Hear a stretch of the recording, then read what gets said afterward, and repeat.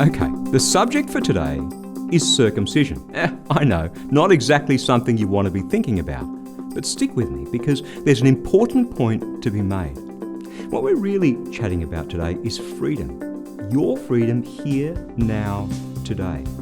But first, let's head back to the first century in Jerusalem. You see, there's a rocky transition underway for those who believe in Jesus, from Judaism, the religion of their forefathers, to Christianity, from a life lived under a complex set of religious rules to a life of freedom in Jesus Christ. A lot of the things that seem pretty obvious to us today had to be nutted out. It wasn't easy. One of them was male circumcision, which to this point had been part of God's law for his people. Let's take a look at how the Apostle Paul puts it in Galatians chapter 2, verses 3 to 5. But even Titus, he writes, who was with me, was not compelled to be circumcised, though he was a Greek.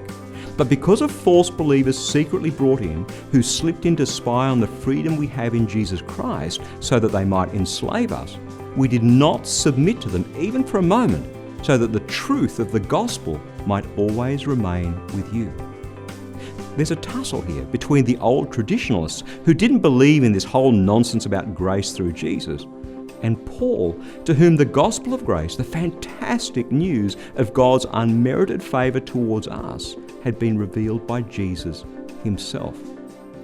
Circumcision was just a flashpoint. The real debate was between the slavery of living under a set of rules and the freedom that we have in our faith in Jesus.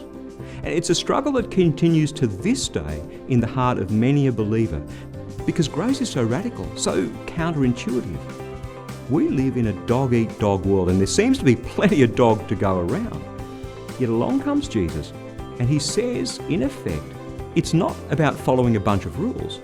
It's about experiencing my love. And so that you can, I'm going to pay the price on the cross for all the things that you've done wrong. The reason that Paul takes this so seriously is that it strikes at the very heart of the gospel of grace, the truth. Besides, have you noticed, it's pretty much impossible to follow the rules anyway. We all fall short. That's why we need Jesus. So if you've been struggling under a bunch of rules, do yourself a favour, ditch them. Go to Jesus instead. Start having a rich, dynamic relationship with him, and your unbounded freedom will flow out of that relationship. Don't let rules enslave you. That's God's word. Fresh for you today.